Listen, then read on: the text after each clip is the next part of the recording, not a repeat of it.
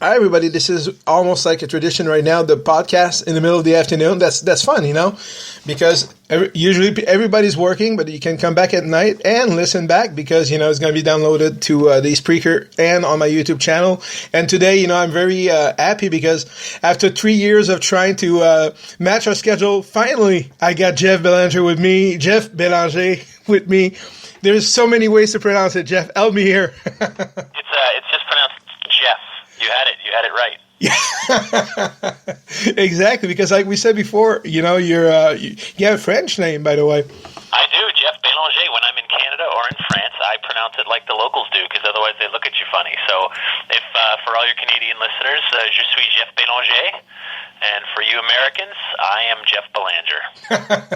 And for those of you who don't know Jeff, it's impossible not to know Jeff because he's involved with so many projects. And, I was just trying to do, preparing for the podcast and writing down everything, like memorizing. I'm like, okay, so he's the author of about a dozen books, an adventurer, a paranormal researcher, the founder of the Emmy-nominated series New England Legends, a founder of ghostvillage.com, which I think is the most popular paranormal website out there, a speaker, the host of 30 Odd Minutes, researcher for Ghost Adventures. Damn, I'm like, how can you fit everything in an hour and a half? It's impossible. We need like the whole day, to cover everything, Jeff. Yeah, well, no, thanks, man. Now, I've been doing this a long time, and I think that's a big part of it. All those things didn't happen in a week. I've been doing this. I started Ghost Village back in 1999. So, 16 years this year. I mean, that's longer than most people have been in the paranormal that I've met anyway. And it is true. It's so, like those things all take time, but it's a subject that I love dearly, and I can't get enough of it. And I'm really blessed and fortunate that I get to make a living doing this. So I'm very lucky that way. And exactly, but you started out before the craze, before it became popular. So that's what really got me interested into your work, because I noticed that you didn't, like me, I started seeing Ghost Adventures and Ghost Hunters, and then I got into the paranormal. But for you started out before the craze. You were there before it became the hit that it is right now, where everybody is like a paranormal investigator these days. Yeah, no, when I started, it was still kind of taboo, and people were, it was really, I was interested when I was a kid. Growing up in New England, we had lots of haunted houses around us, and some of my friends lived there. But as I got, I knew Ed and Lorraine Warren when I was 10 years old, so they were in the town next to me, and I saw their presentations and thought, wow, this is so cool, and I just was so hooked on the subject. And as I got older, I worked on a documentary film back in the mid-1990s on it, and I wrote newspaper features about ghosts and haunted places. And back then, people really looked at you funny. They were like, "Oh my gosh, what are you into? This is weird." And it's still weird, of course, but it's just got popular somewhere along the way, thanks to all the TV shows, Ghost Hunters and Ghost Adventures, and the internet. I think had a lot to do with that. Back in the mid-90s. Here's the thing. I think tons of people have had some kind of paranormal experience. Something. You saw strange lights in the sky. You had some encounter with a loved one that had passed on, something just a little bit off, and but you didn't talk about it because you weren't supposed to talk about it. And then the internet came along, and websites like mine back in the 90s when the internet was just getting, really getting going, suddenly you see lots of people from all over the world sharing their stories, and you say, I have a story too, and you share your story and you feel a little bit better. And the internet has made it so you realize whatever you're into, whether it's ghosts or any other kind of weird hobby or whatever, other people are out there into the same thing. And I think that's one of the great blessings of the internet is it's let us know we're not alone. Other people have had this experience. It's okay to talk about it. We don't understand it. You don't have to pretend to know what the answer is, but the discussion's the most important thing, and that's what's been so cool to see evolve. And that's what led to the TV shows. That's what led to the subject becoming even more popular, and now so many people are into it, which is great. Hey, more eyes looking, we're more likely to find something. So I'm all for it. Exactly, because exactly. We're asking. We're in the paranormal field. We're talking about the biggest question that man asked since the beginning. Is there life after that? So of course, if we had the answer, me and you right now, we wouldn't be talking here. We might be talking. We'll be on a cruise or on our own private island, because we'd be billionaires. I don't know. And the funny thing too is that it's we'll never convince everybody anyway, no matter what interesting evidence comes along, no matter what's caught on video or audio or anything else. You'll never ever convince everybody that it's real, and that's okay. I mean, that shouldn't even be the goal, The fact that we have words for it, the fact that the word ghost, phantom, the fact that these words exist means that there's a term for it, that there's an understanding of what it represents, if nothing else. And I think it's just a great way for us to connect with our past, with our ancestors, with each other, and it's a very safe way to discuss the future, because one of the most uncomfortable topics to talk about is death. So if we were to, you go to your parents as they start getting older, and you start that really uncomfortable conversation. Hey, we have to have this conversation. What are your wishes? When you pass on, do you want to be cremated? Do you want to be buried somewhere? Where'd you hide the money? So I know where to find it. So I don't throw out the couch that's full of all your old gold watches. All these so really uncomfortable topics.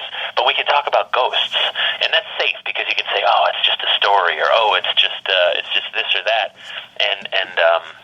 but it's allowing us to kind of swim into those waters without all the discomfort that comes with being really frank about it. You're right, because it can be uncomfortable to talk about that, because we know we're going there, all of us, but we're in no hurry to get there, right?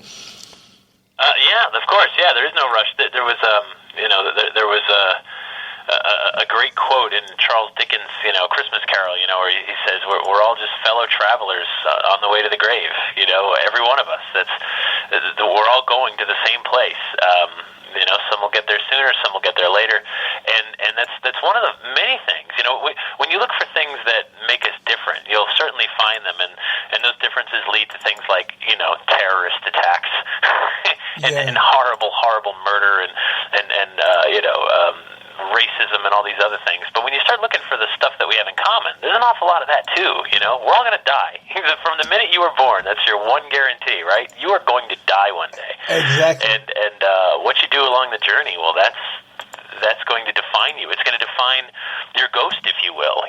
How will you be remembered? Will you be remembered so much that your specter, your spirit, will still linger? Whatever that means, whether it's literally like this swarm of energy that still has your consciousness, or whether it's simply your memory that's hanging around and keeping your memory alive. I don't know. It's so true, because I don't remember in which movie I saw this at the end, but there's something that always stuck with me and started my journey was the secret to immortality is to live a life worth remembering. And to me, it was like, yeah, that's so true, because we're still talking about Elvis today. I just saw Dr. Spector, Frank Sinelli from Paranormal Pop Culture today saying happy birthday, Elvis, you're 80 years old. So, it's incredible, that when people live lives that, that are worth remembering, they're never going away. We'll be talking about them 100, 200, 2,000 years later. Yeah, of course, and that's the cool thing, and I think the other part of it too is that spirituality is I think a basic human need. You've got world religions now that are, I think many of them are just losing members of their congregation, of their temple, of their mosque, and so on. There's people are disenfranchised with religion for lots of reasons, but that spiritual need is still there. And I remember, almost 20 years ago, being in a cemetery with a group of ghost investigators in the middle of the night and thinking, what the hell am I doing? And then I realized this is church for these folks. This is the way some of us get our spirituality. Some people get it going to church every Sunday, or to their temple, or to their mosque, or their synagogue, or whatever. And others get it going into creepy old haunted places, trying to touch something spiritual, trying to literally see and experience something that tells you, the individual, there's something more out there. And now that I know that, how will I live my life? What will I do? And it's a big thing. It's a very big thing to be a part of.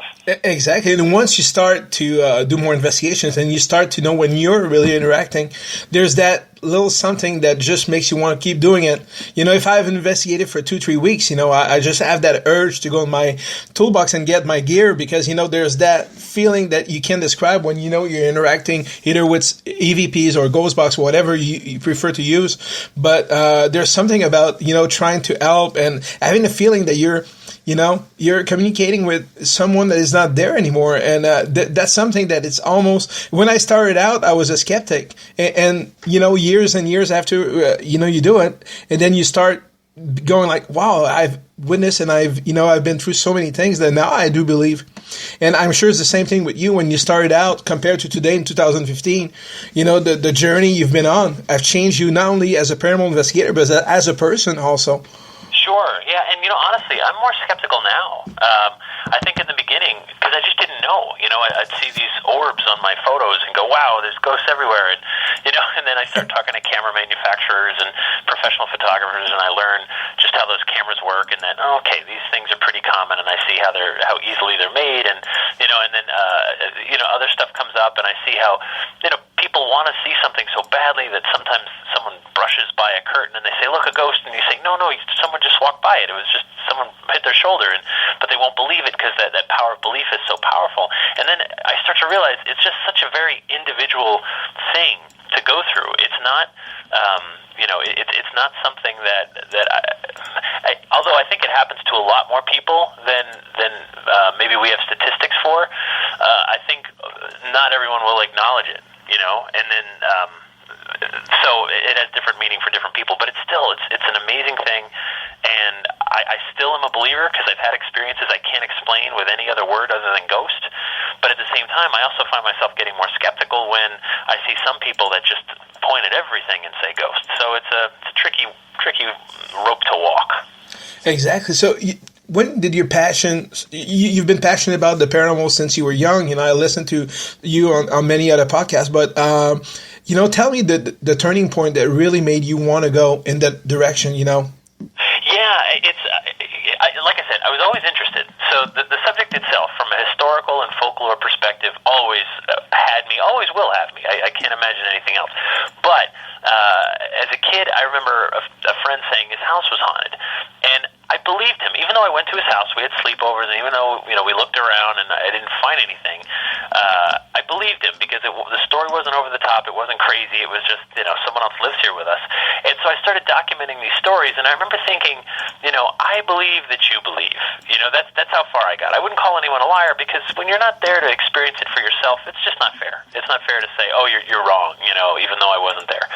So I believe that you believe. But then in 2003, I was in France. I was in Paris, and I was in the catacombs, and down there completely alone, and I had an experience of something that I just, a bona fide shadow person right in front of me, this man stepped out from this row of skulls underneath the city, and then just popped in front of me and popped out, and I went, "Wow. Oh my God," it just, everything sunk in at that moment. I remember thinking, this is what everyone's talking about. This is what it's happening to me now, and then that changes you. Once you go through that, you say, "Oh, these aren't just stories. I've now had the experience, and I don't know how to explain it to others other than to say I saw a ghost." And you can call me a liar. You can call me anything you want. I don't think you'll change my mind. I know what I saw, and I experienced it, and it was thrilling, and I've been kind of chasing it ever since. Exactly, but out of all places, in Paris catacombs, wow. How was the experience there, besides what you experienced? How was the feeling to walk underneath that city? It was amazing. Paris is beautiful.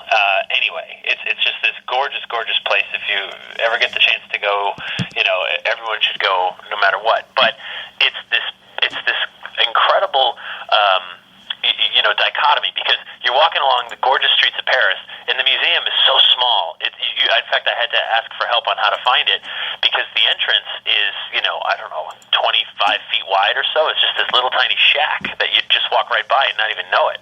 And then, of course, you go below, and that's where everything is. So you get below the city, and there's all this old spray paint and graffiti. Some of it goes back a long way. The French underground during World War II was down there. It's been used for centuries for something, And then it was in the 1700s to 1800s, they moved millions of bones down there. And when you finally see them, when you walk through the doorway that says "Stop, this is the Empire of the Dead," and you walk through that and you see all these skeletons surrounding you, it takes your breath away, and it's very humbling. And especially, I was alone the first time I went. I was down there totally alone, walking through, and it's silent, and I'm like, there's 6 million bodies around me right now, skeletons everywhere, and but then it's like I said, it was very humbling. You walk through that and you say, these people gave up their eternal resting place so that the city of Paris could grow, so that there was somewhere, there was somewhere to grow the city so that these tunnels could be made safe, so that the humanity wasn't spilling into the streets from the overflowing, boneyards above.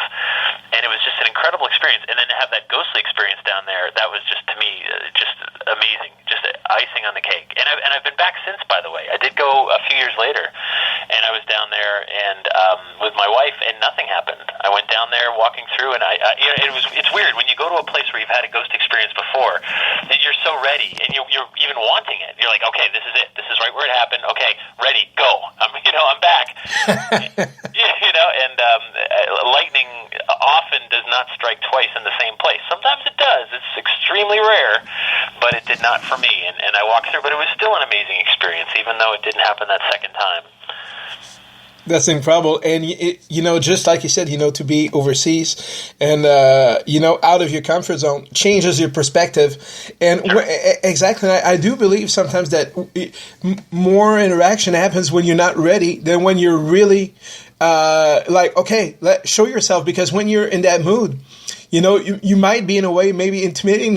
It's intimidating for them to see you be ready. It's like, okay, if you're in a schoolyard and you want to fight, and then you get that kid looking at you saying, "Oh, come on, I'm ready."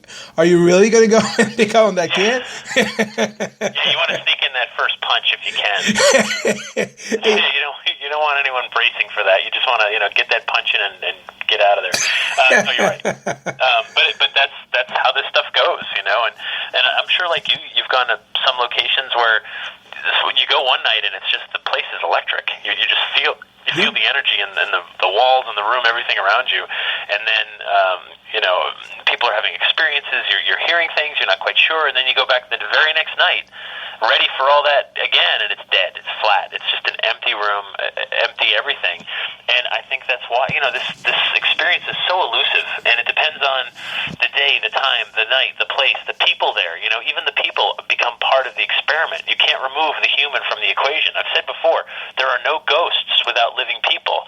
If there's a shack in the woods right now full of ghosts and there's no human witness, and that includes setting up some remote camera, it doesn't matter if it's haunted or not, because there's no. I know that's a very egocentric way to look at the world, but I just believe it in my heart of hearts. Without a human witness of some kind, whether it's by camera or literally in person, the ghosts are irrelevant. They don't matter unless they're there to be experienced. It's some kind of communication taking place, even if there's no words spoken, even if there's no head nod or anything.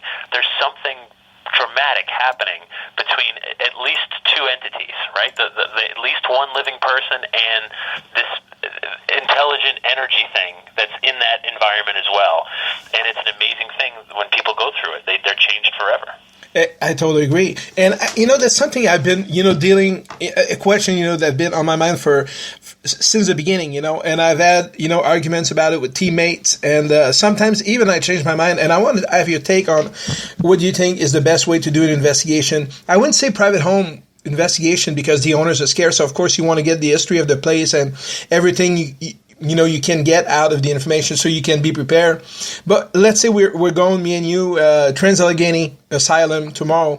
Do you want to know all the details and everything, or you prefer to go blind investigating? Or, you'd rather have all the information so you can, follow the lead when something happens. You can go like, oh, okay, my God, I knew that happened, or I know that name. Or what is your take on when you investigate? Do you rather have all the info or go blind and then make up your own way? Yeah, I want all the info. That's me, and I know there are people that don't. And the problem is, a lot of those people will say, "Oh yeah, no, I'll do the research later and understand what took place there." But you know what? I think like 80% of them won't. They just say that. But yeah, no, I want to know. I want to know everything, because honestly, I'm not going to go to a place unless I know why I would want to go there. If you just say, "Look, creepy old building," well, that's cool. I like creepy old buildings. I do. I know that's weird, but I'm not going to want to go there until I read about all the amazing history that took place, where and when and how it happened.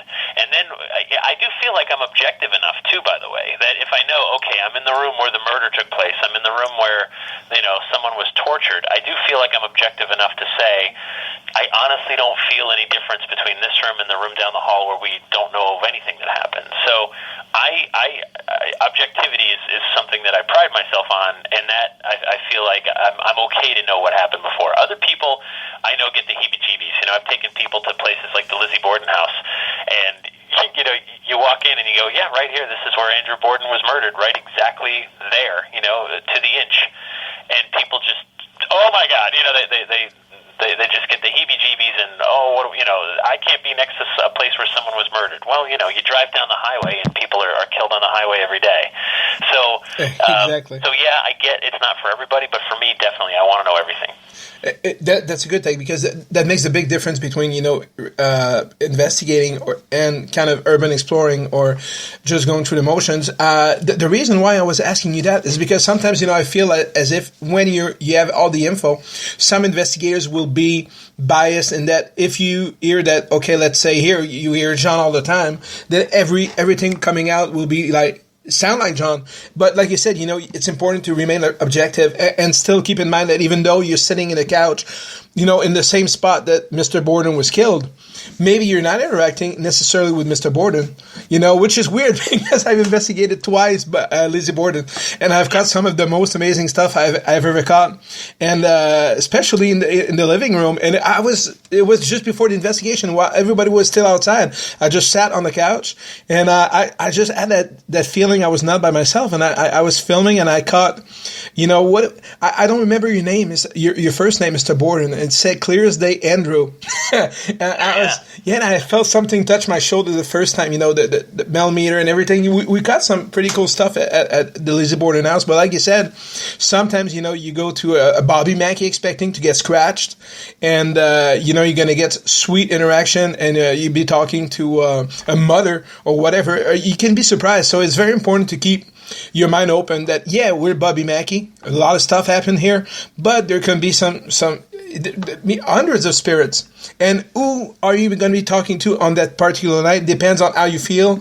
Exactly like you said before, who you're with, the mood you're in. And we had great interaction at Bobby Mackey, but I could go back tomorrow and get scratched, right? Sure, of course, yeah. It's one of those things where there's no guarantees, when and where it's going to happen, and that's just how it is. In fact, I'm very leery of people that say, "Oh, I see something everywhere I go." I know some people claim to have psychic abilities, and that's just really hard for me to relate to because I don't have them. So I don't go into places and feel like, oh, there's a little girl in the corner, exactly. trying to get my attention. I don't. It's got to be there. It's got to be visible, and it's got to be making noise, or I'm not going to experience it. But yeah, no, it's and it's funny too. I've taken people on investigations because we do events all over, and you bring people who are on their very first time. They watch the TV shows and they want to come to an event and be part of it and see what it's about. And you turn off the lights and you start. In a big group, it's not really investigating. It's more, that's why we call it legend tripping. It's when you get 20 people in the Lizzie Borden house, that's an awful lot of bodies, an awful lot of throat clearings and coughing and people walking around. You're not going to know if that's a phantom footstep or someone just going to the bathroom. So exactly. That doesn't mean you can't have a great experience, and people do, of course. People see things and hear things and, get touched and so on. So, but it's not a really good controlled environment. But that being said, sometimes you turn the lights off, you turn on a couple pieces of equipment or something, and after about 5 minutes, someone will just say, "Well, why isn't anything happening?" I watch the ghost shows, and something happens like every 2 minutes. And exactly. It's tough to set those expectations because you say, when you're watching those ghost shows, the whole investigation gets edited down to really like maybe 30 minutes. I can only speak for Ghost Adventures, but maybe 30 minutes or so of actual TV time, maybe less. Maybe it's 27 minutes or so. Yeah, when you talk the traveling and the walkthrough, you're talking about maybe 25 minutes of actual investigation. And they were there for hours. They were there for hours with cameras set up everywhere, not just the cameras they're holding, but the cameras that are set up in stationary cameras. And so there's hours and hours and hours of footage that get turned into 25 minutes of highlights.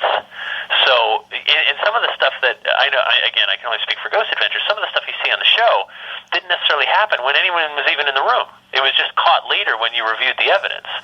So it's really exciting and cool, but no one actually was there to see it at that moment. And I know that happens to everybody, where you sometimes leave your gear up and just say, well, let's see what we record, as if with no one in the room. So it's an adventure no matter what. And that's why you just have to love the journey. You have to love going out there and being part of it and seeing what you see, because, there's a good chance that nothing's going to happen that night.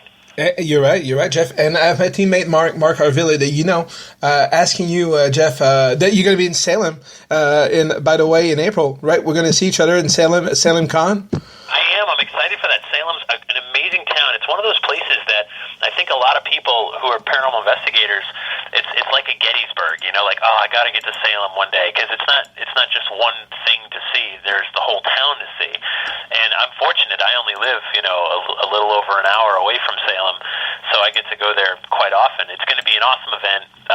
The Hawthorne Hotel is haunted where the event's taking place, and it's beautiful too. And it's right downtown. You can leave your car there and walk to everything. You can walk to, where Hanging Judge Hathorne's buried. You can walk to see, Laurie Cabot's witch shop and a dozen other witch shops. So it's a really, really great location. That's incredible, because I've been to Salem with Mark and Lauren last year, and I've been to Salem maybe 20 times in my life with my kids and everything. It's like a mini Disneyland, and I love creepy places. And my kids are going to be like me, they're mini dumb ghost hunters. But to be able to walk, through the town with Lauren, which is she should have been an historian because she's so good. She was explaining to me every building that's Mason Lodge. This is that building. Originally it was incredible. There's so much history in that town, and you feel it. We just did a small ghost box session in the cemetery downtown, and we caught some awesome stuff. We were there on the anniversary of the 400th anniversary of the trial last year in January. So that was pretty special. And to go back this year, I'm very excited. And I can't wait, because to have you, I'm sure that you're going to have on your lecture a lot of stuff about the town and the history of the town. And I can't wait to hear all you're going to have to say. Not only you, but everybody. Dustin will be there. There will be a great bunch of people. Yeah. The other thing, too, is that town is so interesting because, there are witch trials in other places as well. But for some reason, and actually I know those reasons, and I'll be glad to talk about it, at the event, but Salem became Mecca for witches, even though arguably not a single witch was executed back in 1692. These were just people accused of witchcraft. There was no one who, really was ever found to have truly practiced witchcraft. They were just accused. And, of course, it was a land grab. It was a political thing. It was not anything more than that. It was hysteria. But it sealed the reputation of Salem, and Salem became Witch City. And they had the nickname of Witch City even back in the 1800s. I found, old newspaper ads that they were like Witch City Fish House, so they were using that name long, long ago, and now you go on the side of the police cars. There's a witch riding a broomstick. There's witch memorials in town. There's oh gosh, what's her name from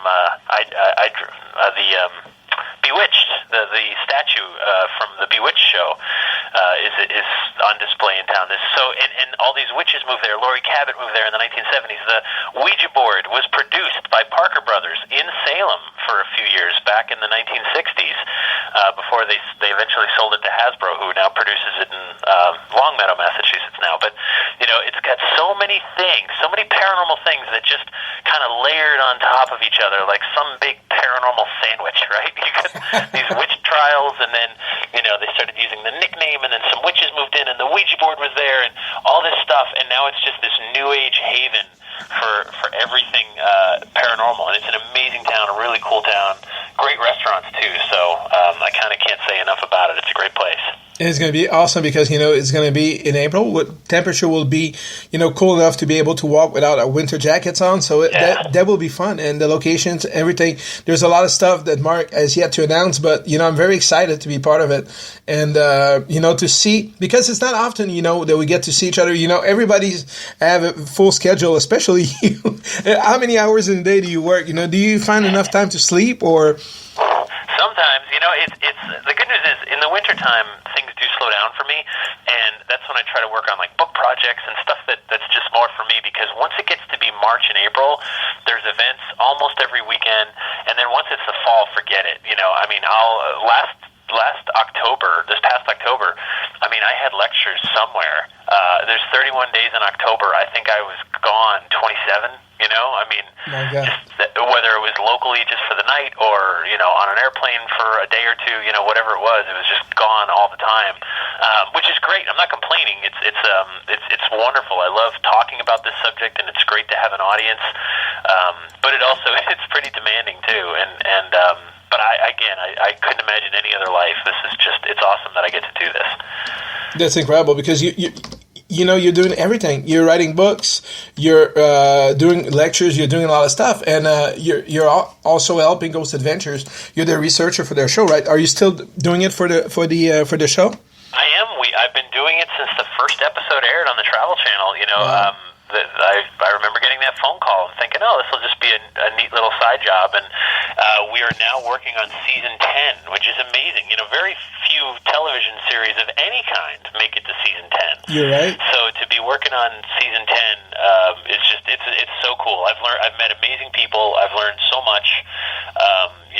I've spoken with thousands. I mean, if you think about, we've worked on. I truly lost count, but I think it's about 130 locations now. And if I'm talking to like 6 to 12 people at each one, it starts to add up to over 1,000 people I've talked to since 2008, just working on Ghost Adventures. So it's just awesome that we're still rolling, and it's neat that there's so many fans of the show that really appreciate it, and they know what they're doing Saturday nights at 9 because that's when it's on. They're going to be parked in front of the Travel Channel. So exactly, it's a really cool thing, and also too, a lot of us ghost investigators are poor. We don't have any money to go to like the really cool places and use all this crazy gear. And it's nice to work with a TV show because they have the budget to. Hey, boy, if we only had this piece of equipment, well, the TV show can afford it. So I'm the biggest geek. I'm like, ooh, what happened when you used this gear there? What were the results? What did it look like? What experiments are we doing this week? So I'm just as much a fan as I am a writer. It's a cool thing to work on. And the reason why I think the show is so popular, first of all, it never gets old. It keeps evolving from season to season to season. The way they investigate, you can see the way Zach has changed from season 1 to now is incredible. He's matured into a great lead investigator, and the teamwork, everybody, what you do, what Dave is doing, finding locations also. Bill coming up with new equipment. Bill Chappell, wow, yeah. This guy is a genius. Yeah, Bill's great. I've known Bill for years, and I've been fortunate to be able to have when Bill and I are at the same event, we're both kind of early risers, so there's a good chance if it's like 7:30 or 8 in the morning that the only two people up are me and Bill. So we've had a lot of breakfasts together, and we just talk about stuff, and it's just so cool to talk to him about his gear because he'll be the first to admit, like, look, I designed it to do this, and sometimes it does stuff that I didn't design it to do. And he goes, to me, that's the most intriguing thing. How do you explain that? How do you explain why this machine is saying these words or this voice when it's not programmed into it?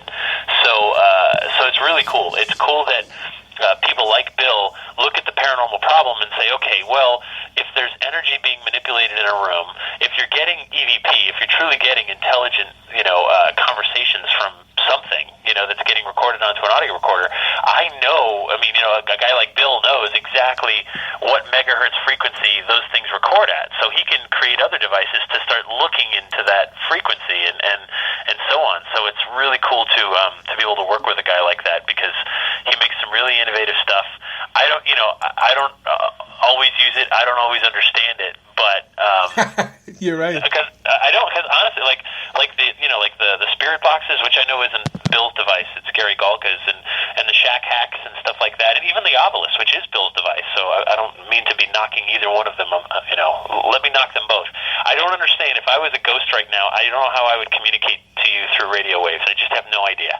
Like I don't know if I gain some mystical knowledge to manipulate radio waves to get you messages when I'm dead. But I do understand Ouija boards. I can spell. So if I can move the planchette, I can get you a message and say, Dom, I hid the gold in the couch. Don't throw away the couch. But But that being said, Bill's new X Cam. Have you seen that? I know we use it on Ghost Adventures pretty regularly now. Oh, it's incredible. Yeah, I've got one. I was using one of the prototypes for a while, where he just modified the old Kinect camera, and now I just got his new X Cam. This I get, and this I love, because what it's doing is it's looking for human points. It's looking for points on the body to map into the software, and that's the cool, right? There's no room really for misinterpretation. It finds a person or it does not find a person. And if it does find a person, looking in the infrared part of the spectrum and mapping them and so on, and that person seems to be somewhat interactive, to me it's some of the most compelling evidence I've seen. And I've been using it now for, I'll go on 2 years, I guess, between the prototype and the new one. And a couple of times, like 3 times, and one in particular at the Mark Twain House in Hartford, Connecticut. I remember watching, Dom, this went on, I'm thinking like 4 or 5 minutes, right? Not seconds, minutes. This was forever. Everybody watched it. We were all witnessing this thing. There was one woman standing in the frame, and this little kid, whatever it was standing near a banister that headed down to a stairway, and it was about waist high to the woman, but clearly had arms and legs, and she would put her arm out, and you'd see the software map her arm, and you'd see this little person, reach its arm out, and you're scratching your head going, I've never seen it do this. I've used this in all kinds of locations. Sometimes absolutely nothing happens, but I've never ever seen it do this, and it was just incredible. And it finally ended. It's my fault, I admit it. We're like, well, what else do we do? It's been 5 minutes of okay, move your arm this way. Okay, step that way. Okay, do this. Okay, do that. And then I took an EMF meter and I kind of crawled into the scene and I pushed it just to where the figure was, and boom, the second I did that, gone. It vanished, and it was over. That was the end of it. But we watched this thing for 4 or 5 minutes, and it was just an incredible thing. And it's one of those head scratching moments that you live for as an investigator. You say, how does this work? Why did this happen? And it's just an amazing experience when it does happen. It's incredible. And, I remember the first time, I saw it was, that same kind of, reaction that you had was, I think it was at St. James Hotel when Zach was using it in the room, and he saw that figure standing beside him, waving its arms. I was blown away. I was like, oh my goodness. I think it was the first, I'm not sure if it was the first time they used it, but I think it was the first time they got a full body version like that with that camera. Yeah, that may have been. It's a cool thing. It's a really cool piece of equipment, and I'm psyched to have one. It's a neat thing because what it does is, and it's funny too because I'm also working on a Ouija board conference that's going to take place in Baltimore in April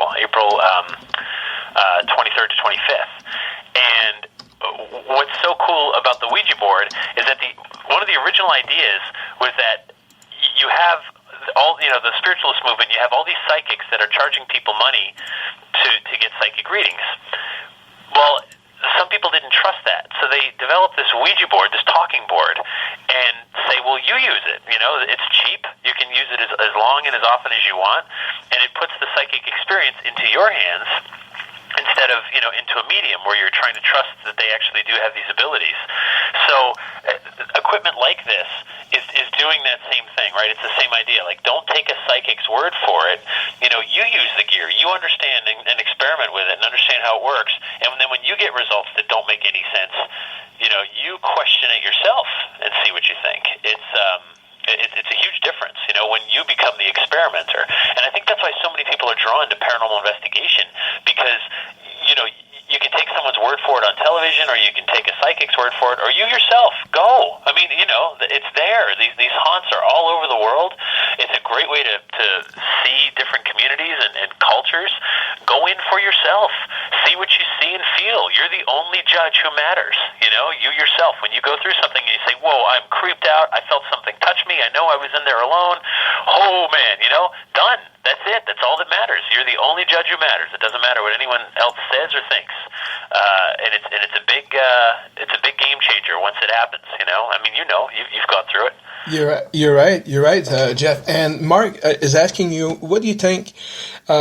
Something we could do today as researchers, right now, today, that can help the researchers of tomorrow in the paranormal field. You know, I've been asked that question before, and I'll give the same answer I've given before. I think, if anything, if we could work a little bit with the parapsychological community in collecting some kind of data. But here's the problem. The data, for data to be good and relevant, it has to be collected in the same method, wherever it's being collected. So, for example, if I'm saying, like, let's get water temperature, and I'm using a thermometer that's, sensitive to 1,000th of a degree, and you're dipping your finger in and going, it's about 80, it's not good data. We have to use the same equipment, the same way, the same method, the same everything. So, and the problem is the paranormal community, there's a lot of egos, as I'm sure you found. Oh, yeah. People say, like, no, I am the world's best ghost hunter. I will tell you how we have to do it. You have to go this way and left and right and then up and down, and then you get a good EMF reading. And, of course, we know that it's going to be impossible to get everyone on the same page. So you turn to a community like the parapsychological community and say, what pieces of data would be helpful? You've got hundreds, thousands and thousands of paranormal investigators all over the world that are going to haunted places, alleged haunted places, some of them going into private homes, and then getting different stuff for themselves. Maybe if there was some kind of central repository, like a database, an online place where people could say, okay, here's the here's the location, here's the conditions, and here's what happened. When you get a lot of those data points, maybe we can start to learn something. Because I know when I'm dealing with families, I always tell them the same thing. If you are interested in really understanding your haunt and dealing with it, get a notebook and a pen, get a journal, and start keeping track of everything that happens. So if something paranormal happens, write down the day, the time, who's in the house, and anything you can think of about the experience. What are the conditions around it? Because maybe we'll find a pattern. Maybe when you've done this for a couple of weeks or months, you might start to see, like, whoa, it only happens when so-and-so is in the house, or it only happens when I'm the only one in the house. And, you might be able to start to pick it apart and understand it a little better. That's so true. We're going to take a 5-minute break before the second part of the podcast, which I would love to say, this is the first part of 25 parts. Because, Jeff, you're going to have to come back on my show another time, after the second part even, because, there's so many things, we can talk about. And we have the similar thinking in that, collecting data is something that me and Mark, my teammate, we talked about on our podcast about 2 weeks ago. That's what we said, so we're we have the same, exactly, sharing stuff together. And, of course, the para-unity is hard to attain when you have so many people, shooting left and right. And some people with, the goal of becoming, the next Zach. That's true, Sure. There's but I'm sure that if we keep, doing podcasts and, preaching that even if we change one person's perception, we've done our job, We can help people, trying to focus on the good things that we can do in the paranormal field, not just trying to post cool videos on YouTube. Right. Which I love posting videos on YouTube, but sometimes, I post stuff, I got nothing. I'm just posting as, some people say, you know what, you're the only person I've ever seen posting videos where nothing really happens, but it's cool. It's cool locations. And I said, that's my point, because that's what we do most of the time. We don't get evidence all the time. But, we're in great locations and we're having the time of our lives and we're trying our best to communicate. And what more can you do? Yeah, absolutely. All right, so we'll be back in 5 minutes. So just come back to, I'll send a link on Twitter and Jeff also, because I realize that a lot of people sometimes they come back and they click on the link that we're on right now. So it's going to be back on Dumb Ghost Hunter on Spreaker. The new link, we'll post it in about 5 minutes for a second part of the podcast. So bear with us.